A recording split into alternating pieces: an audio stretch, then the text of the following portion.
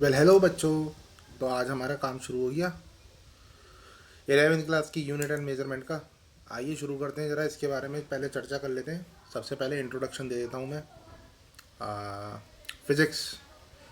Physics के अंदर ये बहुत ही शुरुआती चैप्टर है। वैसे शुरुआत में आपको मैथमेटिकल टूल्स वगैरह भी कराया जाएगा, लेकिन शुरुआत आप इससे करिएगा, ठीक रहता है। चैप्टर का नाम है यूनिट एंड मेजरमेंट, और फिज़िक्स के ये पहले चैप्टरों में से एक है। और रेफरेंस बुक आपको अगर परचेज़ करनी है तो आप एस एल अरोड़ा और डी सी पांडे बेस्ट है अपने आप में, उसे परचेज़ कर लेना। एच सी वर्मा वगैरह थोड़ा सा बाद में कर लेना, पहले आप इसकी थ्योरी वगैरह निपटा लीजिए उसके बाद। तो आइए ज़रा शुरू करते हैं हम सबसे पहले यूनिट एंड मेजरमेंट के बारे में। तो यूनिट एंड मेजरमेंट के बारे में सबसे पहले बात आती है फिज़िकल क्वांटिटीज़। आइए ज़रा जान देते हैं फिज़िकल क्वांटिटीज़ क्या होती है। देखिए, फिज़िक्स के अंदर आप जितनी भी चीज़ें अब तक पढ़ते हुए आए हैं ना, जैसे कि आपने फोर्स के बारे में पढ़ा है, जैसे कि आपने मास के बारे में पढ़ा है, जैसे कि आपने लेंथ के बारे में पढ़ा है, तो ये सारी चीज़ें आपकी क्या होती हैं? फिज़िकल क्वांटिटीज़ होती हैं। फिज़िकल क्वांटिटीज़ आपने बचपन से जानी है। जैसे कि आपने मास के बारे में जान लिया था, जैसे कि आपने करंट के बारे में जान लिया था, एटसेट्रा। ये सारी चीज़ें क्या कहलाती हैं? Physical quantities. फिज़िकल क्वांटिटीज़ के अपने कुछ टाइप्स होते हैं। मैं इनके टाइप्स के ऊपर आता हूँ। तो फिज़िकल क्वांटिटीज़ के जो टाइप्स हैं वो दो तरीके से हैं। फिज़िकल क्वांटिटी भागों में विभाजित है। जैसे एक होती है फंडामेंटल फिज़िकल क्वांटिटी, एक होती है डेराइव्ड फिज़िकल क्वांटिटीज़। हमें सबसे पहले जानना है फंडामेंटल फिज़िकल क्वांटिटीज़ कौन सी हैं। फंडामेंटल फिज़िकल क्वांटिटीज़ आपकी 7 तरीके की होती हैं, 7। और फंडामेंटल फिज़िकल क्वांटिटीज़ कौन कौन सी हो गई? एक तो आपकी हो गई मास, एक आपकी हो गई लेंथ, एक आपकी हो गई करंट, एक आपका हो गया टाइम, एक आपका हो गया अमाउंट ऑफ सब्सटेंस जिसे मोल बोलते हैं, एक आपका हो गया ल्यूमिनस इंटेंसिटी, रोशनी कितनी चौंध की होती है, ल्यूमिनस इंटेंसिटी। और उसके बाद आपका एक हो गया टेम्परेचर, जिसे नापा जाता है केल्विन में। Temperature 1 2 3 4 5 6 7। On the other hand जो डिराइव्ड फिजिकल क्वांटिटीज़ होती हैं, इन्हीं चीज़ों से मिलके बनने वाली क्वांटिटीज़ डिराइव्ड फिजिकल क्वांटिटीज़ कहलाती हैं। जैसे आपका हो गया फोर्स, जैसे आपका हो गया वर्क, जैसे आपका हो गया जितनी भी अलग फिजिकल क्वांटिटीज़, इनसे अलग आपको जितने भी फॉर्मूले वगैरह फिजिक्स में दिए होते हैं ना, all are came under the category of derived physical quantities. Derived physical quantities जैसे वेलोसिटी, स्पीड। स्पीड किन से मिलके बनी है? स्पीड बनी है डिस्टेंस और टाइम के रेस्पेक्ट में। डिस्टेंस होती है लेंथ, टाइम तो यहाँ पे टाइम है, तो लेंथ और टाइम से बनने वाली फिजिकल क्वांटिटी आपकी क्या कहलाती है? स्पीड। तो ये जो डेराइव हुई है, ये इन दो फिजिकल क्वांटिटीज से डेराइव हुई है, इनसे फॉर्म हुई है, इसलिए इनको हम डेराइव्ड फिजिकल क्वांटिटी बोलते हैं। बच्चों, ये जो आपकी फिजिकल क्वांटिटीज़ हैं, इनके अंदर आप देख पा रहे होंगे, मैंने यहाँ पे थोड़ा सा आपको डेफिनेशन पर्पज से बता दिया है कि यूनिट क्या है। तो अभी जैसे मैंने फिजिकल क्वांटिटीज़ जानी ना, इन सबको फिजिकल क्वांटिटीज़ को ना किसी एक पैटर्न में हम नापते हैं। जैसे अगर मैं मास को नापता हूँ तो मास को नापते हुए मैं बोलता हूँ 1 kg। लेंथ को नापता हूँ तो 1 मीटर, करंट को नापता हूँ तो 1 एम्पियर, टाइम को नापता हूँ तो 1 सेकेंड, अमाउंट ऑफ सब्सटेंस को बोलता हूँ 1 मोल, ल्यूमिनस इंटेंसिटी को 1 कैंडेला, और टेम्परेचर को 1 केल्विन। तो ये जो पीछे लिखी है ना, जिसकी मदद से मैं ये पहचान पा रहा हूँ कि मास जो है उसकी यूनिट क्या होती है? केजी।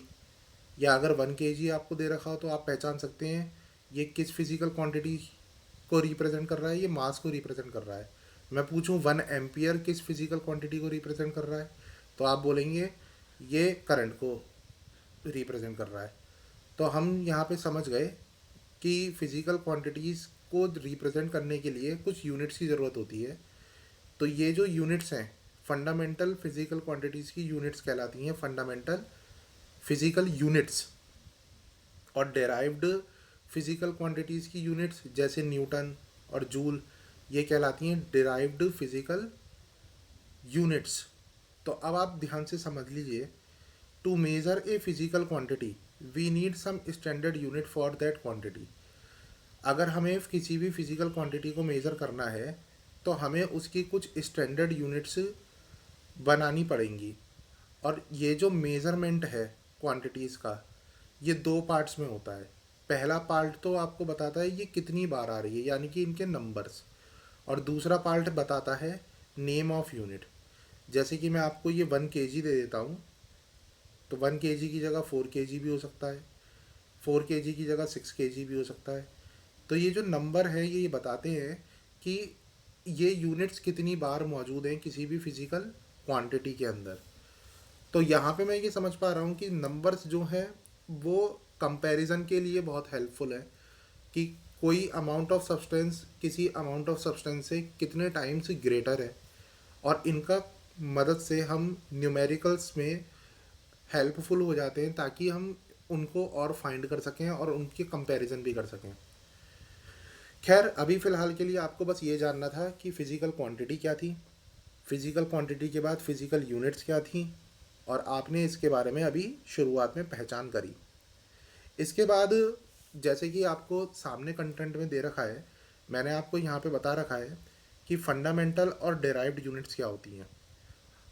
फंडामेंटल यूनिट्स वो होती हैं जो कि फंडामेंटल फिज़िकल क्वांटिटीज़ को रिप्रेजेंट करने के काम में आती हैं, और डेराइव्ड यूनिट्स वो होती हैं जो डेराइव्ड फिज़िकल क्वांटिटीज़ को रिप्रेजेंट करने के लिए आती हैं।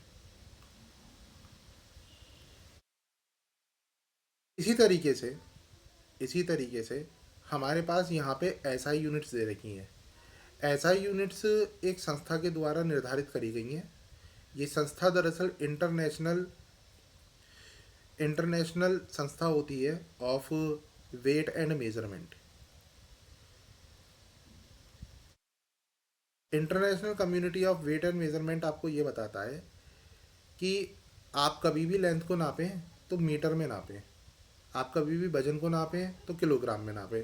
आपने कभी कदा जब केक खरीदा होगा तो केक खरीदते हुए आप ये बोलते हैं कि इस केक का वजन कितना है, तो आप बोलते हैं कि इस केक का वजन होगा 1 पाउंड का, या आप बोलते हैं 2 पाउंड का। क्या ये स्टैंडर्ड क्वांटिटी है? ये स्टैंडर्ड क्वांटिटी नहीं है, ठीक है ना। ये सिस्टम ऑफ यूनिट कहलाता है एफपीएस सिस्टम। तो सबसे पहले आपको समझना पड़ेगा कि अगर मान लीजिए मेरे पास कोई भी फिजिकल यूनिट है, तो इस फिजिकल यूनिट को मेज़र करने के कितने अलग अलग प्रारूप दिए गए हैं।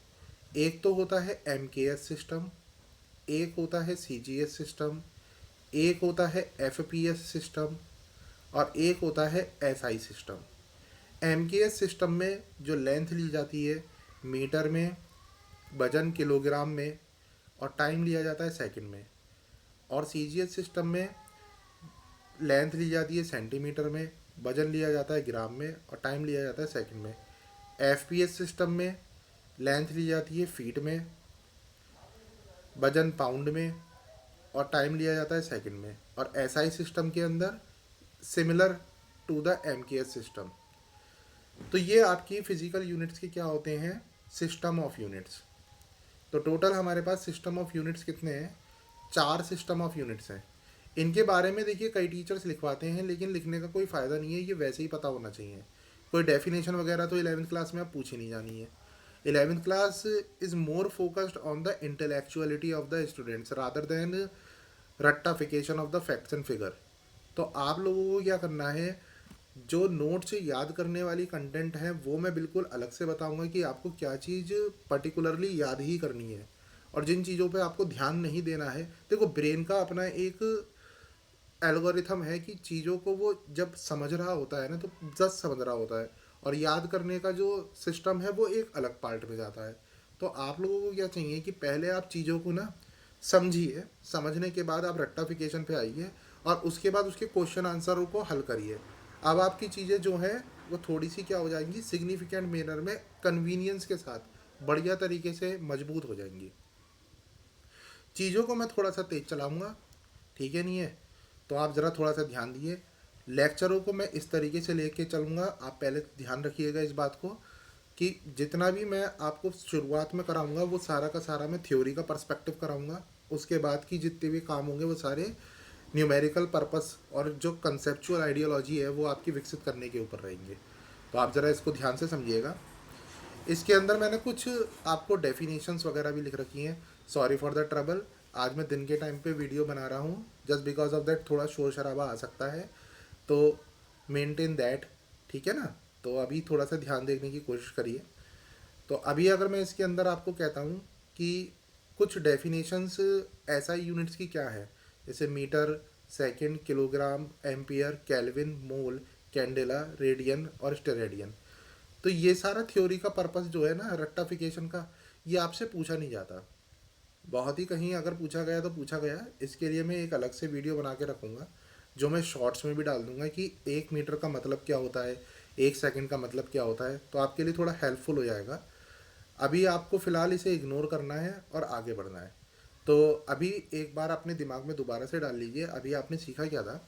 आपने सीखा था फिज़िकल क्वांटिटीज़ कितने टाइप्स की होती हैं, फंडामेंटल और डेराइव्ड।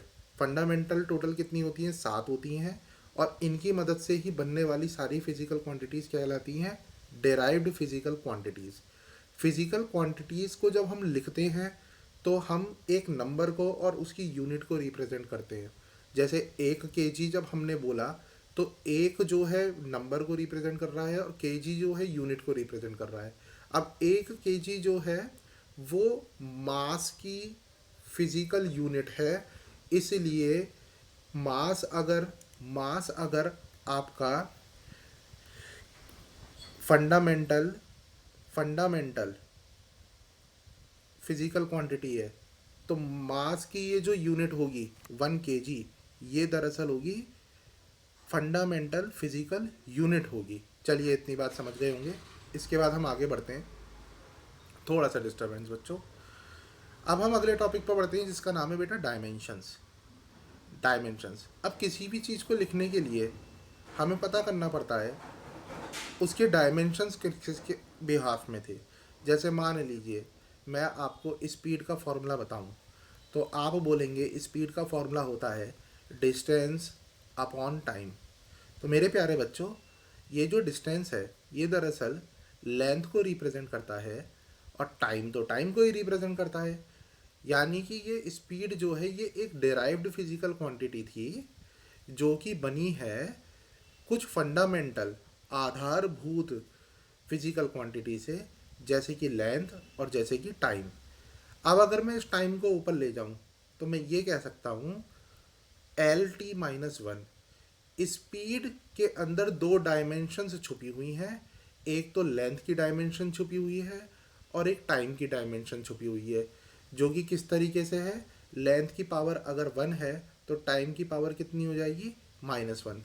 ये जो फॉर्मूला नया बनकर आया जिसने मुझे ये बताया कि स्पीड के अंदर कौन कौन सी फंडामेंटल फिजिकल क्वांटिटी छुपी हुई थी, इस फॉर्मूले को हम बोलते हैं बच्चों डायमेंशनल फॉर्मूला। ठीक है, यहाँ पे मैंने आपको एक एग्जांपल दिया हुआ है डेंसिटी से रिलेटेड। डेंसिटी से रिलेटेड आपके एग्जांपल में पहले आपको डेंसिटी का फॉर्मूला याद होना चाहिए। देखो, फिजिक्स में फॉर्मूले याद होने चाहिए, और अगर याद नहीं है तो याद कर लो। कई बार हम इसे याद करने पे इसलिए फोकस नहीं देते क्योंकि हमें लगता है बच्चे इतनी प्रैक्टिस कर लेंगे कि वो यूज टू हो जाए और अपने आप लगा लें फॉर्मूले को। लेकिन मुझे और मेरे एक्सपीरियंस से ये लगता है कि बच्चे जो हैं न्यूमेरिकल्स कम करते हैं, वो वन शॉट वीडियो देखने पे ज़्यादा बिलीव करते हैं। तो video lectures are beneficial no doubt, but video lectures की जो आपने आदत बना ली है इट इज़ नॉट गुड।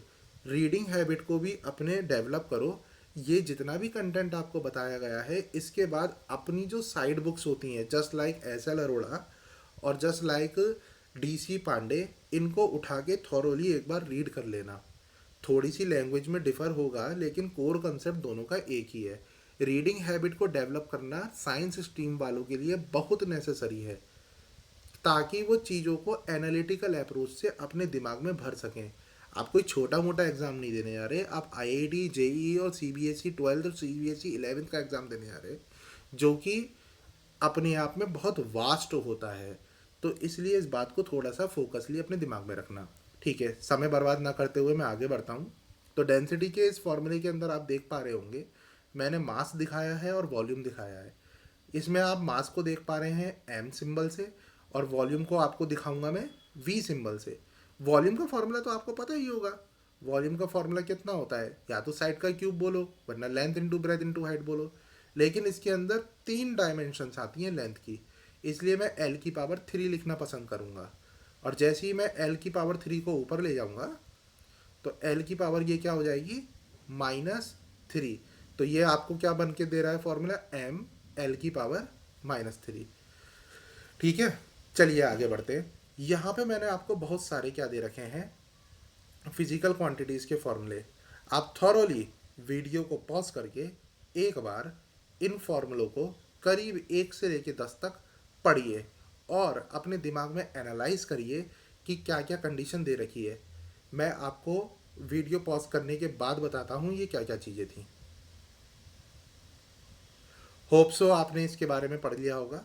ठीक है, वीडियो पॉज करने के बाद आपने अगर इसे पढ़ा है तो अच्छी बात है, और नहीं पढ़ा है तो मैं आपको समझा देता हूँ। जैसे आपको वेलोसिटी दे रखा था, तो वेलोसिटी का फॉर्मूला है डिस्प्लेसमेंट अपॉन टाइम। डिस्प्लेसमेंट की यूनिट होती है मीटर में और टाइम की यूनिट किस में होती है, सेकंड में। अब देखिए ज़रा आप थोड़ा सा आगे की तरफ, मीटर जो है वो रिप्रेजेंट करता है लेंथ को, सेकंड जो है वो रिप्रेजेंट करता है टाइम को। टाइम अगर ऊपर चला जाएगा तो ये कहलाएगा एल टी -1। क्या इसमें कहीं पे भी मास गिवन था, नहीं। तो इसलिए मैं अगली लाइन में थोड़ा प्रॉपर ऑर्डर में लिखने के कारण इसे लिखूंगा m की पावर 0 l t की पावर -1। ये मैंने बना लिया इसका डायमेंशनल फॉर्मूला। तो क्वेश्चन ये जो आते हैं ये MCQ पर्पस से आते हैं। अगर आप 11th का अपना टेस्ट देने जा रहे हैं तो MCQ के अंदर आपसे पूछे जाएंगे डायमेंशनल फॉर्मूला किसी भी फिजिकल क्वांटिटी का क्या होता है, और कोरोलरी डायमेंशनल फार्मूला गिवन होगा और डायमेंशनल फार्मूला की मदद से आपको बताना होगा ये किस फिजिकल क्वांटिटी से बिलोंग करता है। यहाँ पे आ गया नहीं आ गया लर्निंग।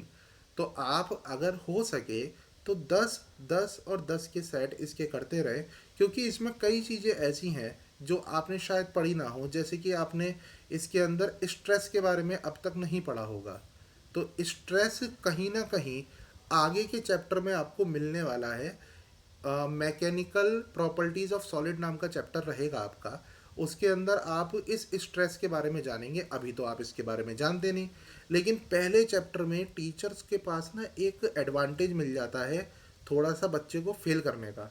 तो उससे बचने का तरीका ये है कि आप ये फॉर्मूले याद अभी कर लो, इसका बेनिफिट आपको आगे के चैप्टरों में भी मिलेगा। अगर ये वो बच्चे देख रहे हैं जो शुरुआती पढ़ रहे हैं तो याद करने का पैटर्न तो उनका सही होगा, और अगर बच्चे ये देख रहे हैं टेस्ट से एक दिन पहले वाला, तो बेटा आप एक दिन में सब याद नहीं कर पाएंगे। ठीक है, नहीं है तो थोड़ा सा बस आप समझने की ही कोशिश कर लो। चलिए इसमें आगे बढ़ते हैं। आगे आपको ये सारी मैंने इसमें फिजिकल क्वांटिटीज़ दे रखी हैं, आप एक बार थॉरोली इसे पढ़ लीजिए, और इसे पढ़ने के बाद मैं इसके न्यूमेरिकल स्टार्ट करवाऊँगा। इसके न्यूमेरिकल्स आपको मिलेंगे अगली वीडियो में। ठीक है, नहीं है। गुड फॉर नाउ इतना ही आज अपना कंटेंट रखिए, और इसका आप बच्चों स्क्रीनशॉट ले लीजिए। मैं आपको इसको रफ करके थोड़ा सा दे देता हूँ कंटेंट, ताकि आप इसका स्क्रीनशॉट ले सकें, और स्क्रीनशॉट लेके ये सारी डायमेंशनल फार्मूला, आपका पहला काम क्या है, डायमेंशनल फार्मूला याद करने का और इनके नॉर्मल फार्मूले भी याद करने के। तो बेटा ज़रा एक बार से ध्यान से, पहले मैं 1 से लेके 19 तक आपको ये दे रहा हूँ, इसका स्क्रीनशॉट ले लीजिए। उसके बाद अब मैं आपको दे रहा हूँ 20 से लेकर 37 तक के। तो ये लिमिटेड है, कई किताबों में इससे ज़्यादा भी मिलेंगे, लेकिन मोस्ट प्रोबेबली आने के चांसेस यही होते हैं। तो आपको मैंने 37 छाट के यहाँ पे कुछ फॉर्मूले दे रखे हैं। ये फॉर्मूले आप याद करेंगे, आप ही का बेनिफिट होगा। इनसे रिलेटेड क्वेश्चन हम देखते हैं नेक्स्ट वीडियो में। Bye bye.